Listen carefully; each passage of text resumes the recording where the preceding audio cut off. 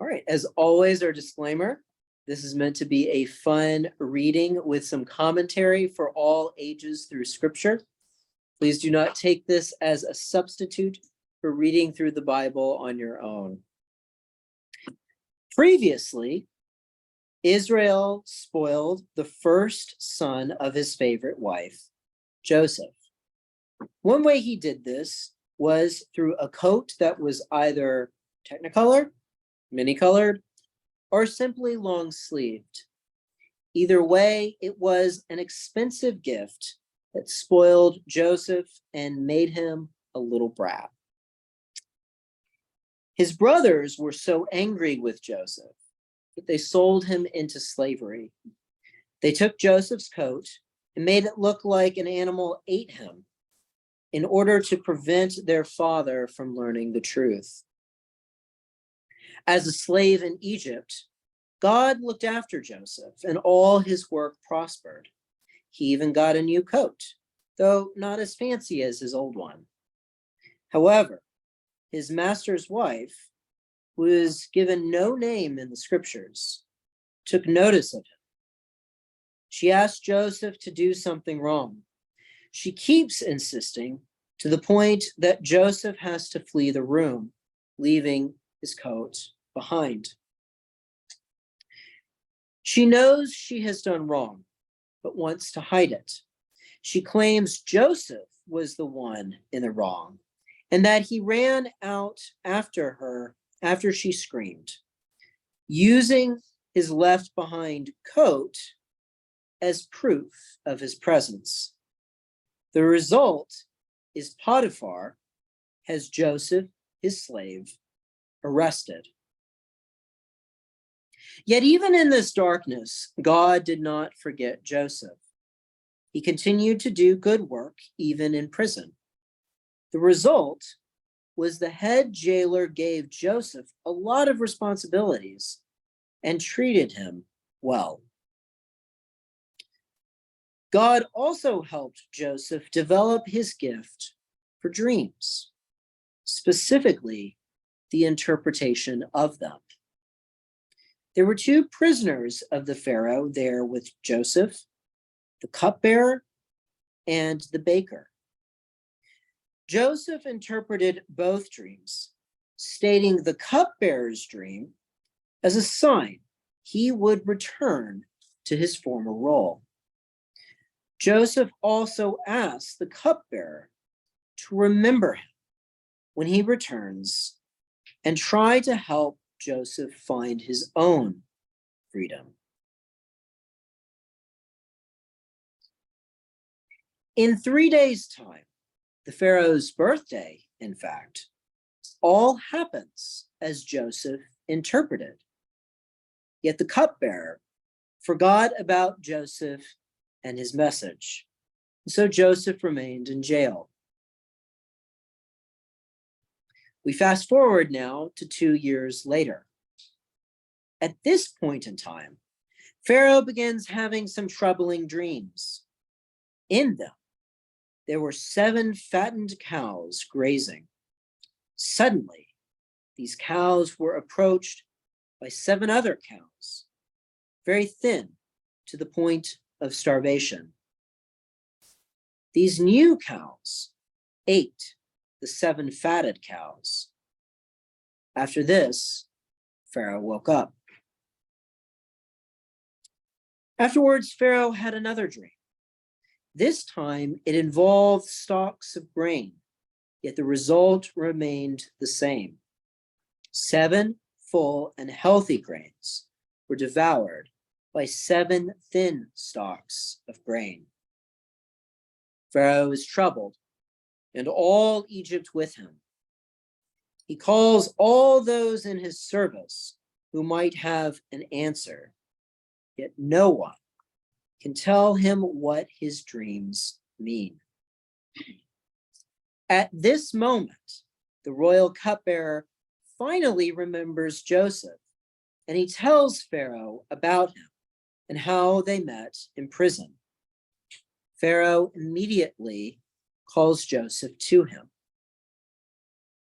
Now, Joseph, in the presence of Pharaoh, is quick to say his gift of interpretation is not his own, but comes from God. Thus, he can only know the truth if God has revealed that truth to him. So Pharaoh tells Joseph his dream, and Joseph provides the interpretation. Egypt is getting ready to have 7 years of prosperity in all the fields of the land. There will be food aplenty in this time. Then these 7 years will be followed by 7 other years of famine. Joseph, in his interpretation, advises storing up the extra grain in these next 7 years, so that there will be plenty of food in the 7 years of famine to follow. Pharaoh is so pleased that he not only goes along with Joseph's plan, he also sets Joseph at the head to enact it. He gives Joseph so much authority over the land of Egypt that only Pharaoh himself outranks Joseph. Joseph then, at just 30 years of age, prepares Egypt in its time of plenty for the famine that is coming ahead.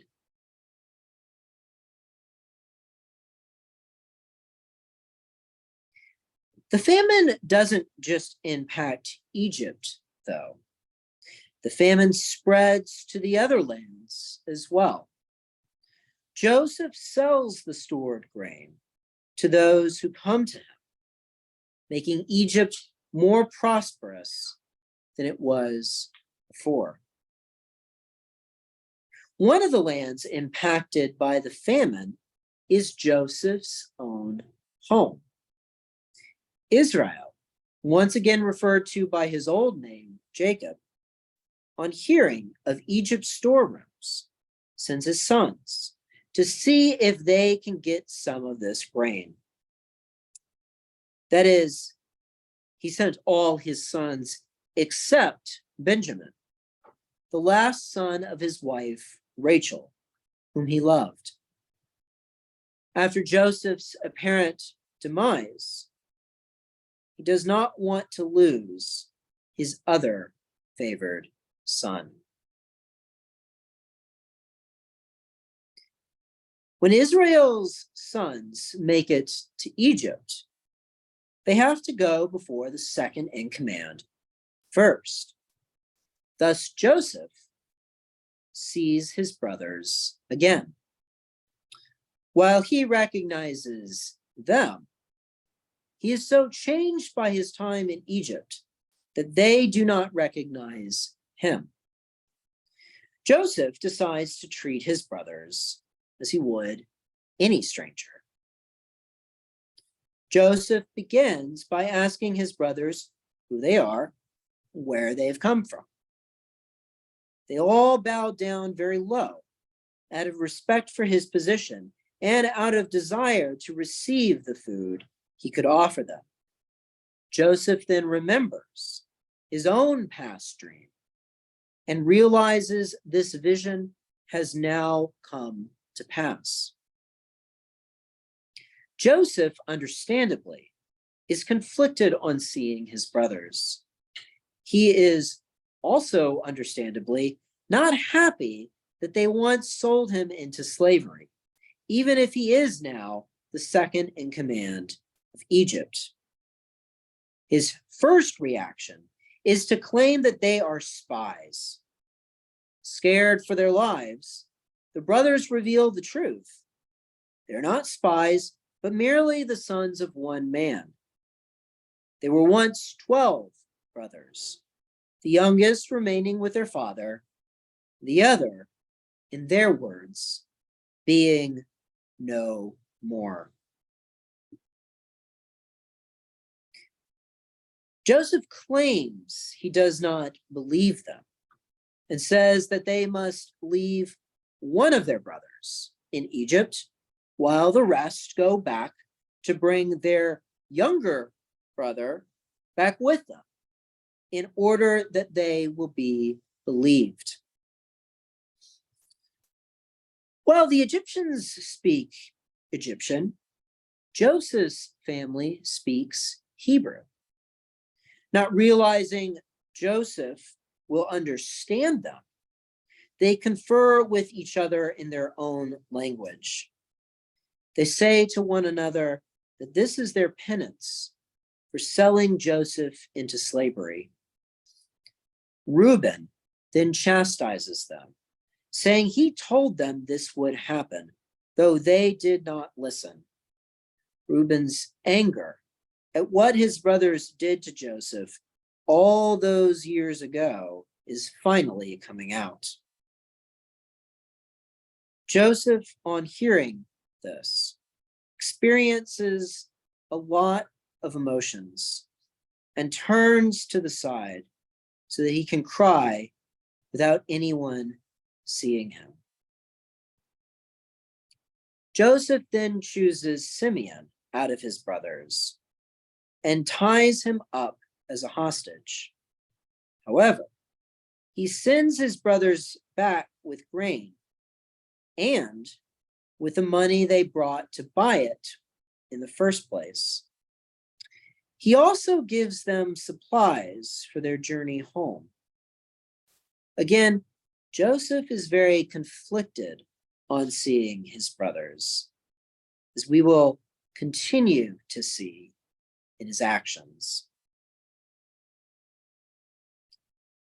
On their way back, one of the brothers looks in their packs and notices the money has been returned.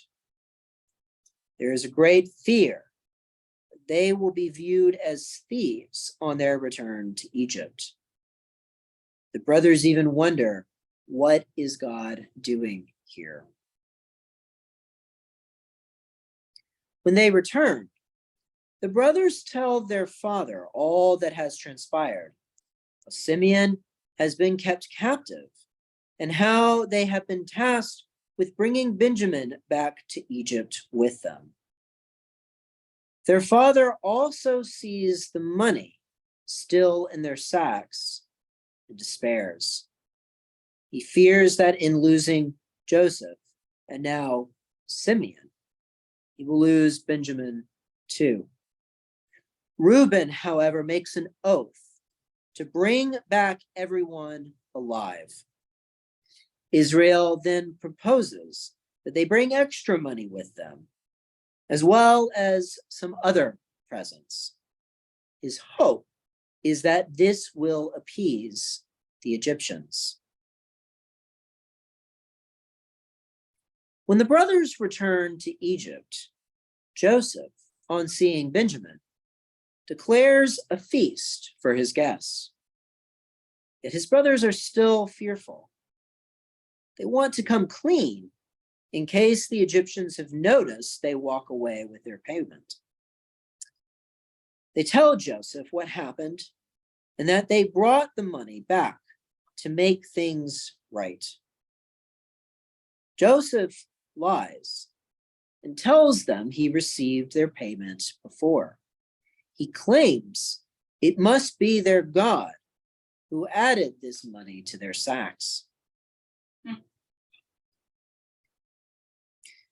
Joseph then leads his brothers into a feast and asks after their father Israel. Yet speaking with his brothers once again brings out such emotion in Joseph, so he goes away on his own to cry. Once again, the brothers get ready to leave. Once again, Joseph pulls a trick on them. He once again has his servants return their money to their sacks. But he also has them place his own precious cup in Benjamin's sack. As the brothers get ready to leave, Joseph storms out and demands to know why they have stolen his cup. The brothers claim this cannot be the case and say they will give over anyone who has his precious cup. Then they find it in Benjamin's bag. The brothers are beside themselves, knowing what losing Benjamin will do to their father. Judah pleads with Joseph, asking that he be taken instead in order to spare their father. At this, Joseph can no longer keep his emotions in. He sends everyone else away and, crying great tears, reveals himself to his brothers, who are shocked. Then Joseph forgives his brothers, telling them not to fear any longer. Though they did wrong, he declares to his brothers that God used their actions to help save lives by preparing for the famine. They all come together, crying and hugging, and Joseph asks that they bring their father down too. They return and tell their father that Joseph is in fact alive and thriving in Egypt. Israel returns with them, and Pharaoh, being ecstatic, provides for all of Joseph's family. We will see more of what happens with Joseph and his family the next time we meet.